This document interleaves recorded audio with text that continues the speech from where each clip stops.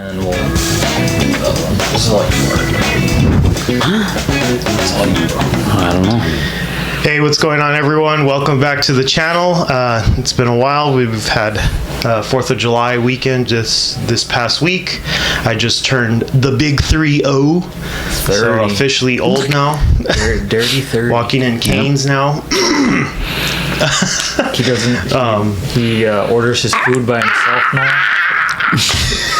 Just old man now. But anyway, yeah, we have a special guest. Finally, our first official, we could say, first live guest, which is my brother Art. Flew in from New Zealand. New Zealand. Just kidding. Basically. No. He's you're coming in from where?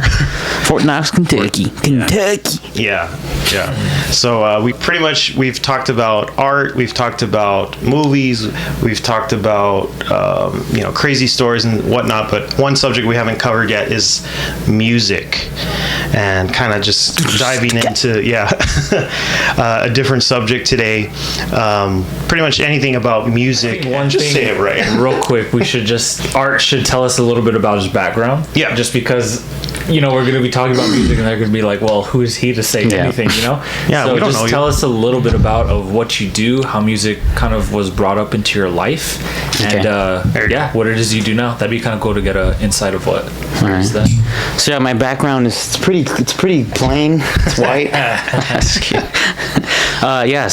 If you don't know me, Art AVILA III, Adrian's brother. The third. And Aaron's best friend from way back in the day. From birth. Just kidding. No, just kidding. We go back 15 years now? Or older? About 15, 16 years. Yeah. Since middle school. Anyways, me and Adrian come from a musical family from our dad.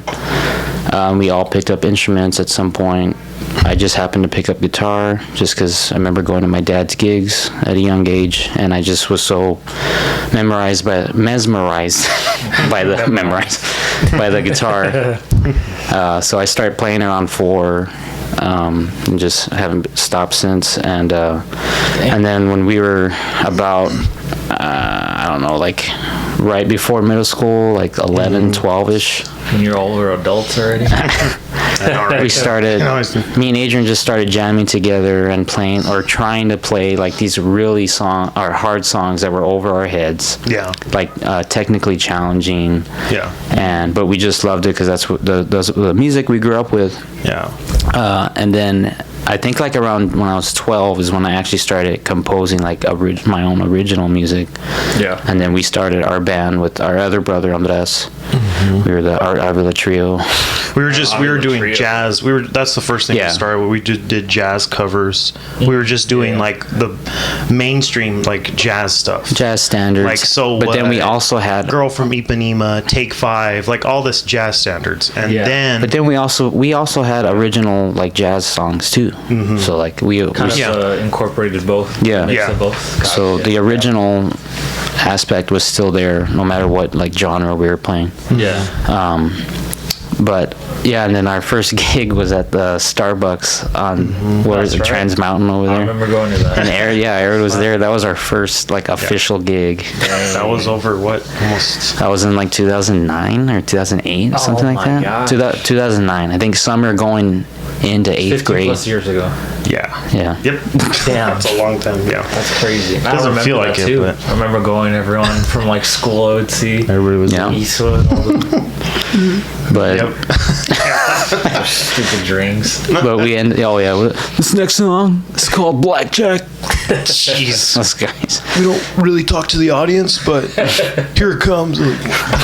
I'm like, what? Here it comes. Yeah, seriously. That's how those guys were, the emo hair days. Anyway, that's how it was. I mean, we were too. We had the long hair and beanies. Anyway, okay, and then so middle school, high school, we finally formed our original band together as brothers. Mm-hmm.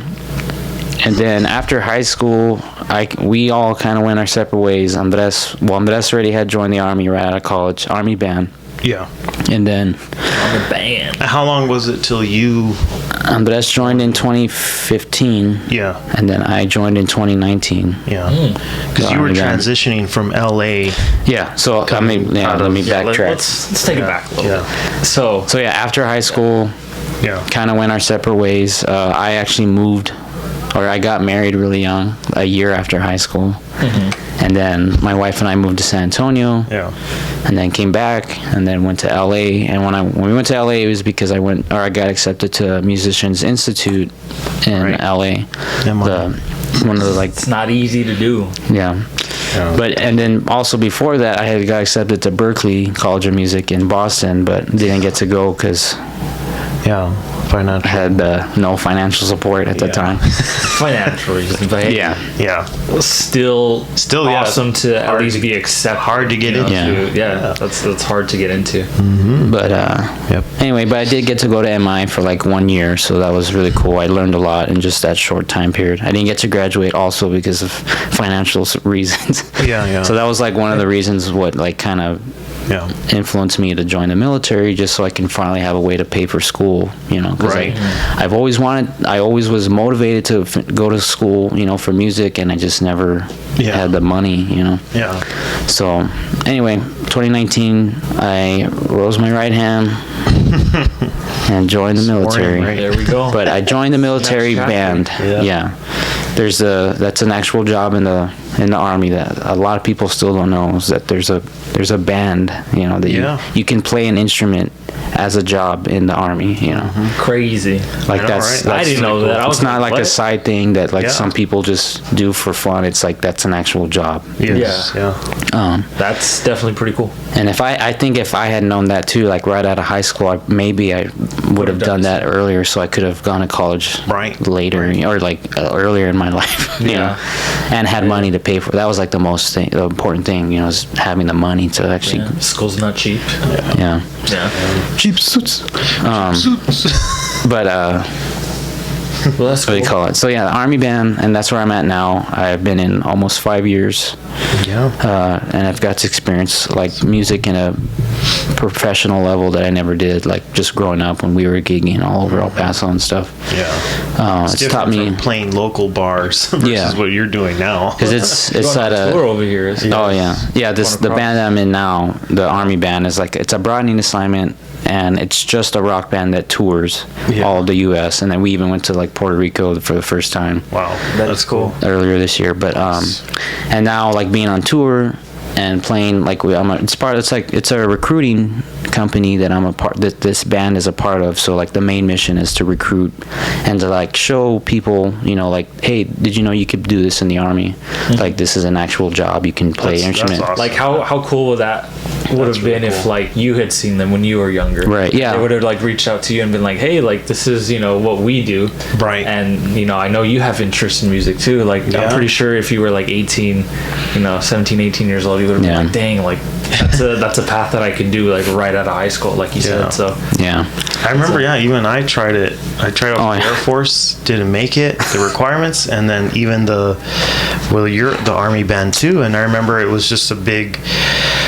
It just turned out to be like not as what I thought it was going to be, because it was all focused on because I was going in for drum set, but then the requirements of the percussion. That's what got me. You have to know both percussion they had and the drum mallets, set, everything, and the bells and the timpani, everything, and it's pretty much like just all around. Kind of like because you're not called drummer, you're called a percussionist. Yes. That was the only thing that separated. Well, I guess even to get in, because I couldn't hang with the percussion, but I'm sure are the rules changed now? I think the audition process is a little different now. Like they don't count all the percussion stuff. It doesn't.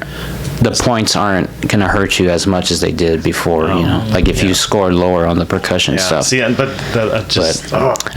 at the time, it was still like the old version or whatever. That wasn't the case. I would have been in there with you. Right there. But I mean, it's okay though. It's a It's an experience, next chapter. sure. Yeah, another thing to look forward to. But yeah, I'm not gonna say it's the best job like musically, because obviously you still have to be a soldier, right? And right. for me, like, I'm not really. I was like, I didn't even think I would ever join the army, and like no one. I was like, if you ask anyone that knows me, like, you'd be like, "What? You're joining the army?" Yeah. I don't know. I kind of it happened super fast, but here I am now. Yeah. That's cool. But anyway, so yeah, just touring now and just playing for like high schools. That's what we do. We play in high schools and just show that this is a job, not just music, but there's other like unique jobs in the army. Like there's the recruiting company that I'm part of. There's a fishing or outdoors team, like fisher.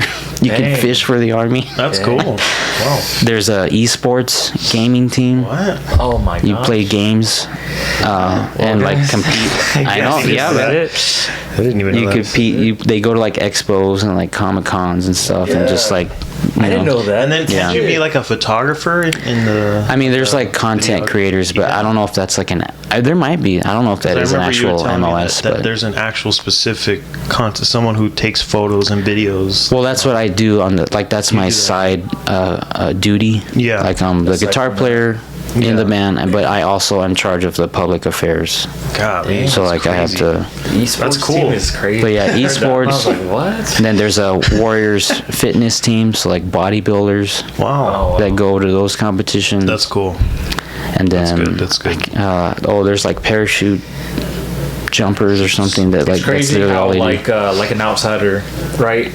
Kind of use the army, and you just see a soldier. You just see someone who's like training to go to war and stuff. Because it's from the movies, it's like that's what we're all grown up the to. stereotype, right? Yeah. But until you actually know someone who's in it, who does something a little different, and kind of can give you an insight to like what else there is. Yeah. Right. It's kind of cool. It does help. Yeah. It just seems like there's so much more opportunity. And it's either good or bad. Like when people find out what you do, like I don't know how many like older people when they ask like what I do in the army, and I'm like, oh, I'm a musician, and they're like, what? Oh. I'm like, yeah, I'm in the army band. They're like, there's a band? I'm like, yeah, since 1776. So you're not like with the you're not like there's with literally the machine Not in the front lines. yeah. So, it's because our grandparents are always Yeah. always asking you like. But I mean, that's what a lot of people don't know is that the understand. band has literally been around since the beginning of the army, Yeah.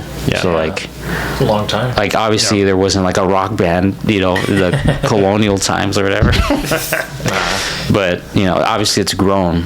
But That's cool. That's cool. but anyway, so yeah, that's like my background. So A little background there. That's nice. Cool.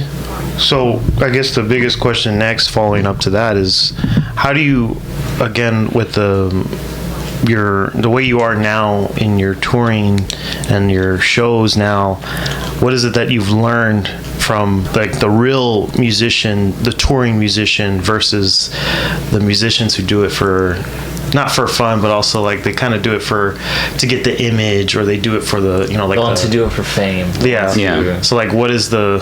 I mean, I think every musician, like that's our dream, whether you want it or not, is like not to like necessarily be famous, but just to be known for what you do. In front of people. It's like the La La Land Yeah. moment where she tells him, what is it? She says, since when do you like being liked or whatever? And he's like, Yeah. When did you this get is the dream. He's like, this is what I signed on for. He's like, Yeah. she's like, but do you like the music you're playing?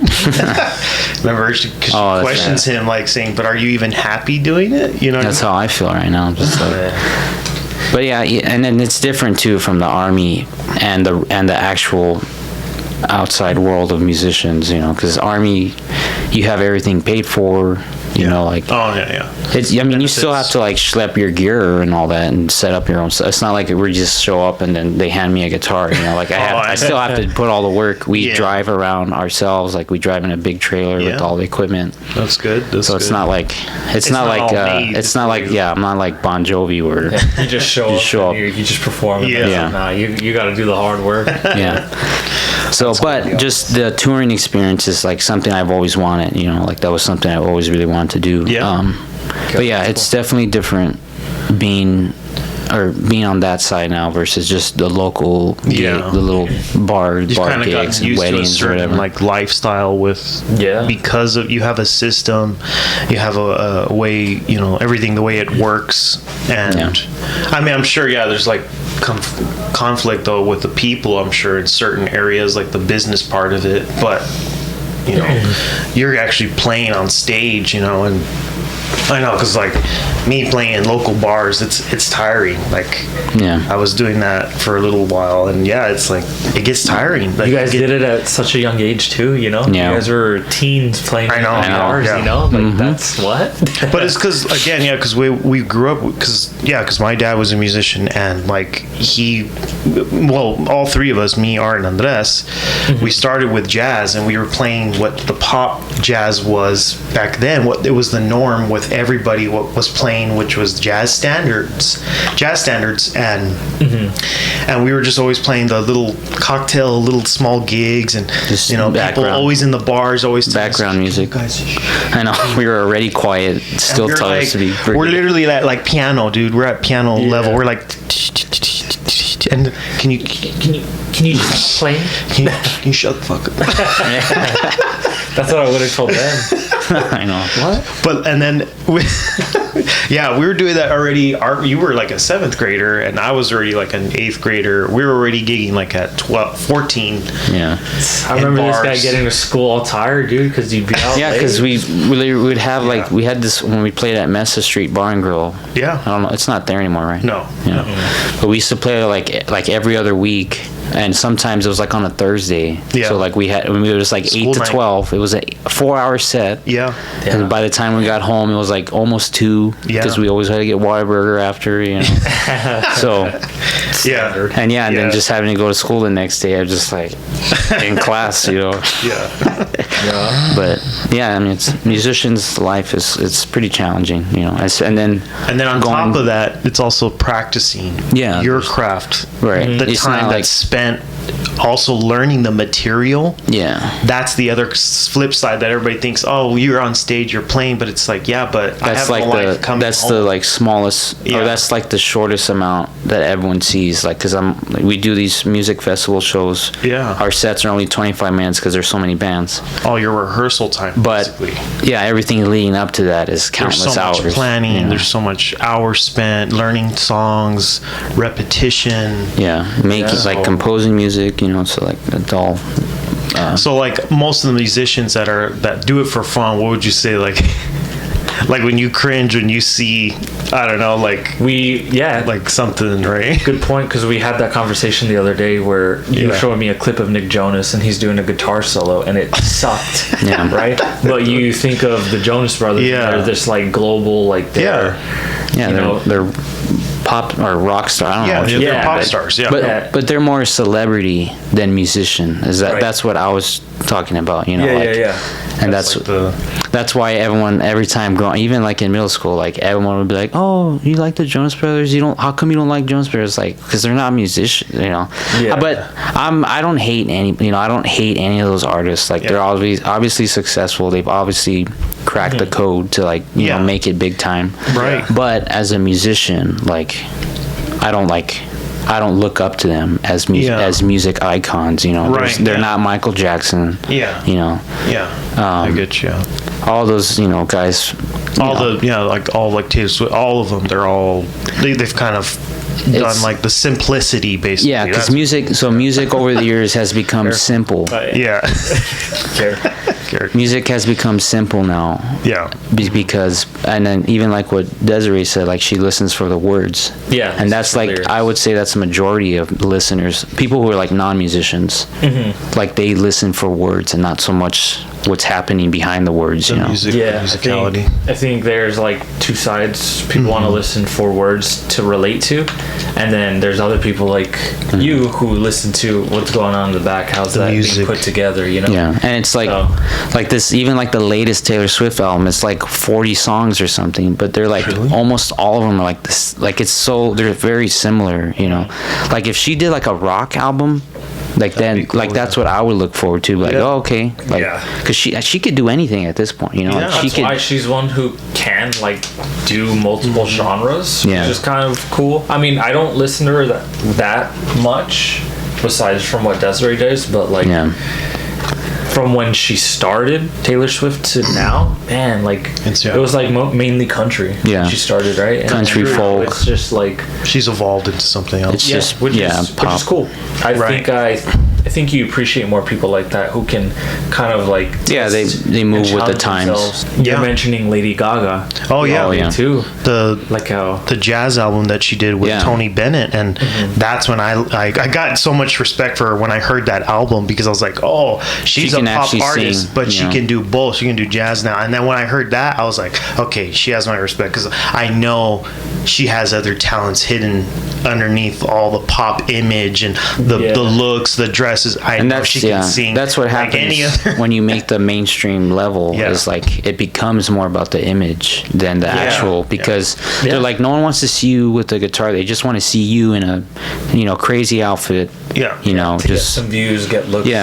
So like, I do like how people like Lady Gaga, like she doesn't care and she still does everything. Even like bands like the bands that we grew up like Kiss. Those guys are all like image. They're high heels and face paint and all that. But the music is more. There's always been image in music. Yeah, it's just now it seems like people go just for that. Like it's evolved into something else where it's not about the music anymore. It's more about like physically, what do you offer, and then what do you also like. What is your like the spitting image of what does society agree with you, basically. I don't know how to like how would describing it, but the music, obviously the notes, that's the notes are pretty much less notes, more clothes. Less clothes and less notes. Less ass. No, less music, more ass. I mean, but like, no, I'm just kidding. Right now, like where I'm at now is like when I hear like these newest artists that come out, these like other one hit, these TikTok songs, like they get famous because of TikTok. Yeah, which is like a great platform to like really throw your music all over the world in a short amount of time. Like it is amazing, with the streaming technology and all that now is like, it's pretty crazy. But I forgot what I was gonna say. Yeah, no, that's actually a good point, because I remember Aaron and we touched upon this not too long ago about the arts, about how what Aaron said. He said someone's valued less that does more, and then the person who does less is valued more. Yeah. So like that's a really good. It's like that debate or controversy, basically, of like a real artist that really does the shows, does all this, but then there's like a 4-year-old that blows up for doing a cover of some pop star or something. Yeah. It could be anybody, a 4-year-old, 5-year-old, 7-year-old doing like a Rush cover, or it could be like even like a simple song, and then they get like millions of viewers when the algorithm of when we post stuff, we're always doing stuff that challenges us musically, but we get like 20 views and that's it. But 200 views. Because we're not targeting we're targeting a certain audience, and everybody has their certain lanes, and because we're musicians, we're the instrumental stuff, like the stuff without the lyrics. How can we tell our story without the lyrics? Basically painting a painting, but there's no form as far as it's just like always scattered, because we're always thinking outside of the box. We're not thinking very square, basically. That's what pop music is. It's square. I mean, that we all know it. I mean, you know it, because when you play it, it's like same 4 chords. And like every pop song that makes it is like the same 4 chords, just a catchy melody, a little hook, right? And then obviously the lyrics or what's going on. Yeah. If you had to give someone advice, right? People who are like kind of like in your shoes when they were younger, they had a style that they wanted to do and they wanted to stick with it. What would you, I guess, tell them? What would you because now you're older now, and you're like, I bet you think to yourself, man, I wish I did this when I was younger. I wish I had this mindset. Or what would you like tell your younger self, or tell someone who's like kind of watching, like, hey, like, give some advice to that? Yeah, I would definitely be like more, because now, like I was gonna say earlier, like now that I've gotten older, like when we were younger, because we were so like prog rock oriented, like that's all we wanted to do, that's all we wanted to play. Like I was just like, I don't listen to the radio. I still don't really listen to radio, but like now with this job I have to, because we have to learn all the cover songs and everything. But like with our original stuff, I remember being so stubborn and like never ever wanting to listen to anything. But now I'll listen to something and I try to find one good thing to what I think. I was like, okay, well, you know what, the vocals sounded pretty good on this one, even though they were probably really mixed and processed and auto-tuned. Or like, I like the way the drums sound on that one. That was a cool fill, so I try to find something now, rather than just being like, that sucks, I'm not gonna listen to it. Yeah. And then even more now with having to play covers in this, like in the whole Army band. That's basically, there's not a lot of bands that do original music, right? Besides the one I'm in now. Like it's a special band or whatever. Not special, broadening assignment. Sorry, I don't want to get critiqued on the wrong terminology from the Army.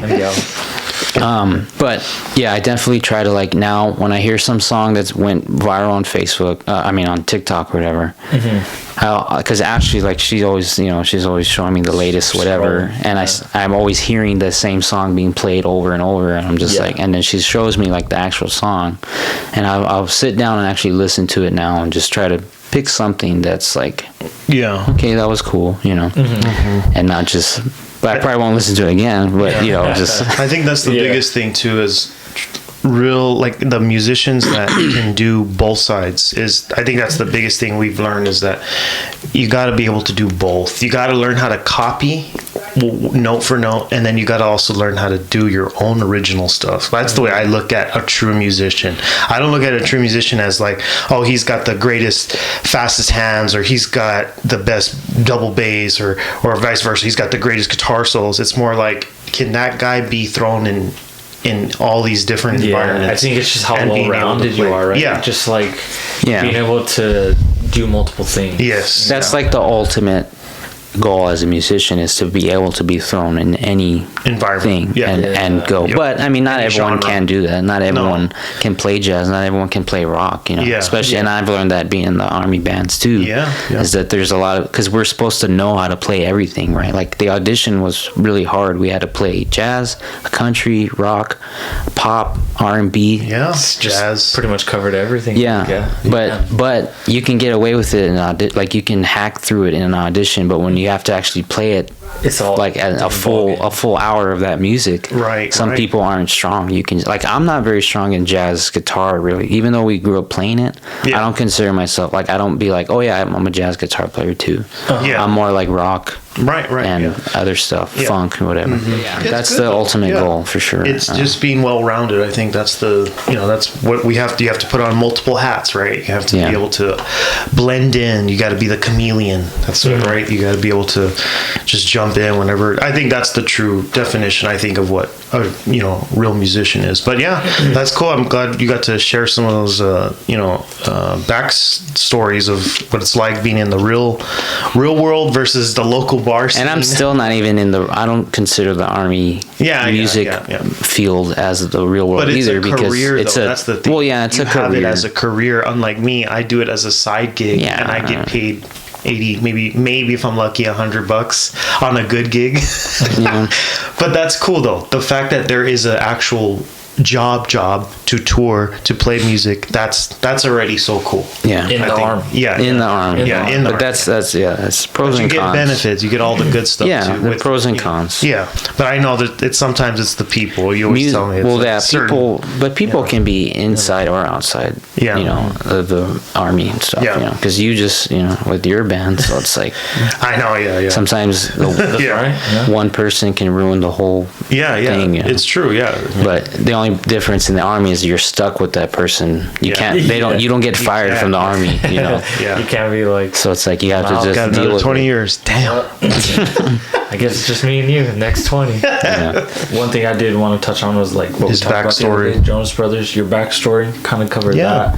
What you do, and what you would give your younger self advice of, which is a pretty cool perspective. Just be more open minded. And you can also I can also say this is that we are currently trying to also finish original stuff too as well. Like we're also trying to do the stuff that we love doing too, which is our own creativity and compositions. Well, I'll kind of ask one more question. This can be for the both of you because you both are in this band. Yeah. You know, growing up watching you guys play, and obviously like life takes, you know, over and you guys kind of move your separate ways and stuff, right?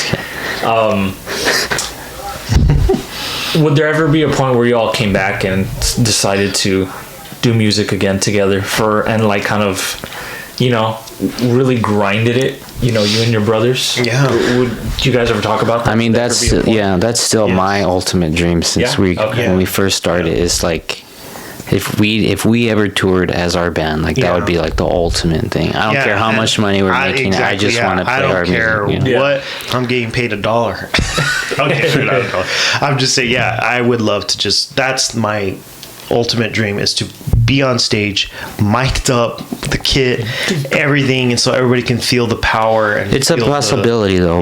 Like I would say, like from 10 years ago, maybe it was still really hard, but now, even though like a lot of people don't like our genre, instrumental progressive rock, metal, whatever, that genre is definitely making its way even in the pop industry. Like there's a lot of pop stars, like who was the artist? Her.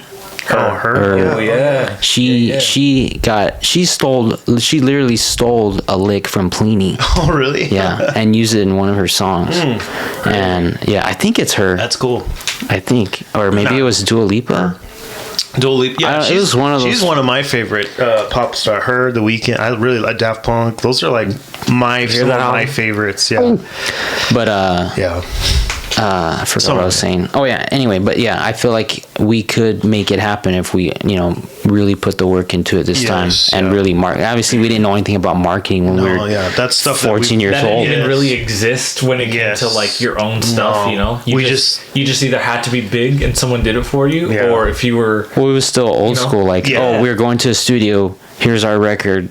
Sell it to your friends. We you know, made CDs, put it on the radio, just giving them out to people. But now with streaming, like that's just changed everything. Yeah. So I think with this time, we'll be able to actually disperse it way better than obviously the first one. You have the tools. You have what you need right in front of you. It's just a matter of merchandise, like making shirts and hats. But I think it's taken the time. These 10 years, 10, 11 years of the gap of us learning our craft even more too. Like separately on our own. Yes, and I'm still trying to get master. Like I'm still trying to work on my feet more. I'm still trying to understand, you know, the mathematic part of music still, and I'm still trying to dive in deeper into the drums. Never stop learning. And you always get thrown whatever it is, whether you're in a band. The idea is just to keep busy as a musician, no matter what. I think that's the idea. Try not to get stuck in one bubble. Try to really broaden your horizons. So, has there ever been a point for either of you where it stops? Like music, like has it ever like stopped? Like you're just like, not that you're over it, but you just kind of not do it for a while. Yeah, you kind of get. Has there ever been a point like that? There's been phases like that in my life where I felt like that was it with music. After like not getting an audition or whatever, there were times where I was like already throwing in the towel. I was like, maybe this isn't for me. Maybe I got to do something else. Yeah. Or maybe I should just do music as a side hobby because it's so damn hard. As far as like being I don't want to be an ed major. I want to be a performance major. I don't want to be a teacher, even though I teach on the side. That's what I do anyway. That's my profession. I'm a drum set teacher, but it's still like not what I still want to do. I still want to perform. I want to tell my story, like play, you know, with feel on the kit. Because I want to have that limelight, you know. Yeah. Right. Yeah. So rightfully so. I don't think I've had like moments where I just kind of like, I'm tired, like I don't really want to play, I don't want to do anything today, but I don't think I've ever gone like, besides literally the only time was going through basic training for 10 weeks. That was probably the longest time I didn't play my guitar. Dang. So that kind of sucked.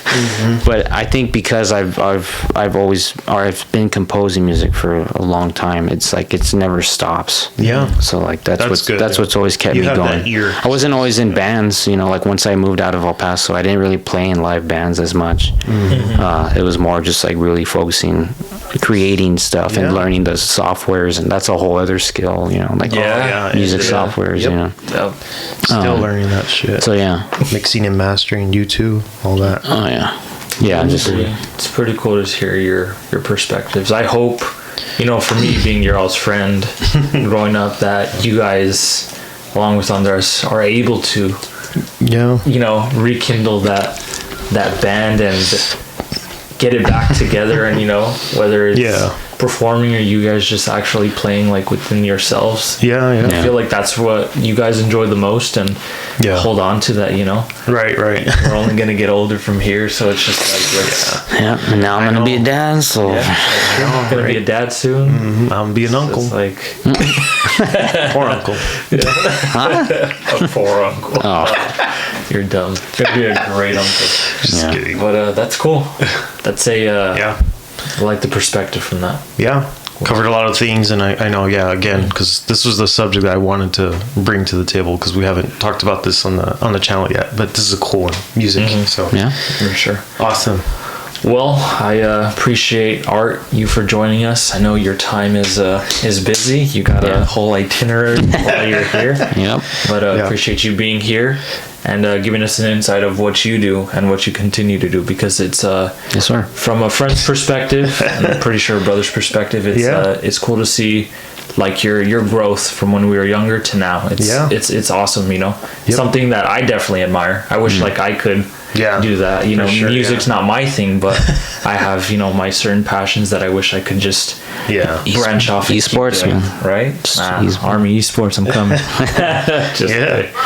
But I guess we'll wrap it there. That'll be episode, I don't even know what we're on, but like 14? 13, 14, somewhere around there. But that is it from us. Art, thank you again for coming on. And, thanks for having me. We will catch you when we catch you. All right, guys. See you next time. Catch me outside. Salute.